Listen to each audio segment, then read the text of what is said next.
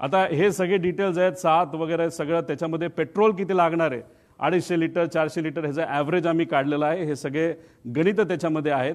त्याच्यामध्ये आपण जर बघितलं तर मुंबईवरनं हे विमान जात असताना फुल टँक हे भरले होते. म्हणजे ते पूर्ण विमानचे जे पंखे असतात त्या पंख्यामध्ये जो टँक असतो तो फुल भरला होता.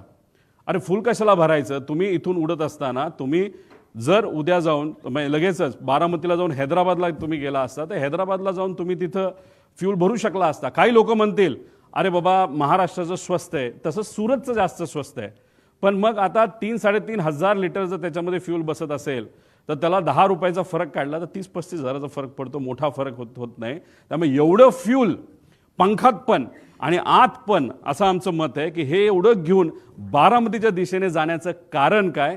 आणि जे मी पायलटच्या बाबतीत बोललो होतो की मुद्दामूनच कदाचित त्याचा वापर करून, पायलटचा वापर करून हा घातपात झाला असावा आणि त्या घातपातामध्ये फ्यूल जास्त असलं की मोठा स्फोट होईल हे कुठेतरी शंका लोकांच्या मनामध्ये, आमच्या मनामध्ये ती कुठेतरी खरी ठरताना आपण सर्वजण बघू शकतो. हा तसा या ईमेलप्रमाणे फ्लाईट प्लॅन आहे.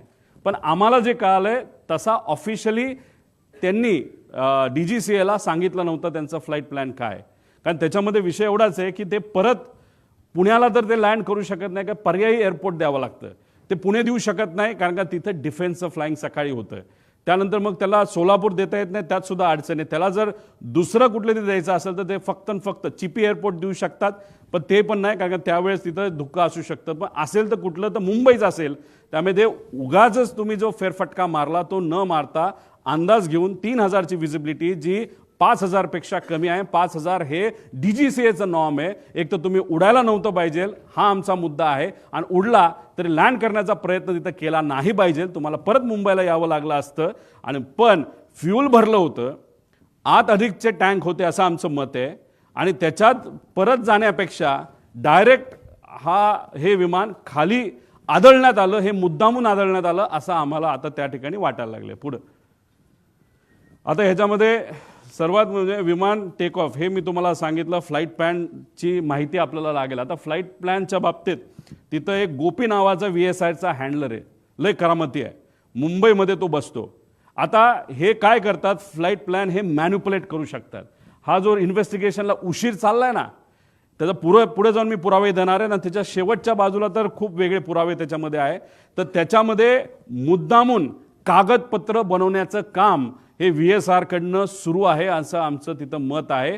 आणि याच्यामध्ये जर तुम्हाला डॉक्युमेंटेशन बघायचं असेल इन्व्हेस्टिगेशन एजन्सीला सांगायचं ईमेलचे पुरावे तिथं बघितले पाहिजे. कारण हेड ऑफिस दिल्लीला आहे, दिल्लीवरनं फ्लाईट प्लॅन हा खाली या गोपीकडे आला असावा, गोपीने ते प्रिंट केला असावा, त्याच्यावर सह्या घेतल्या असाव्या.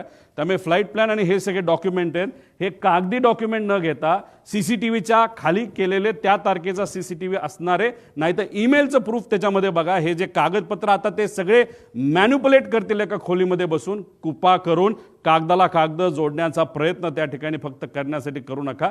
डिजिटल प्रूफ आम्हाला पाहिजे, ही मागणी आमच्या महाराष्ट्रातल्या लोकांची आहे. पुढं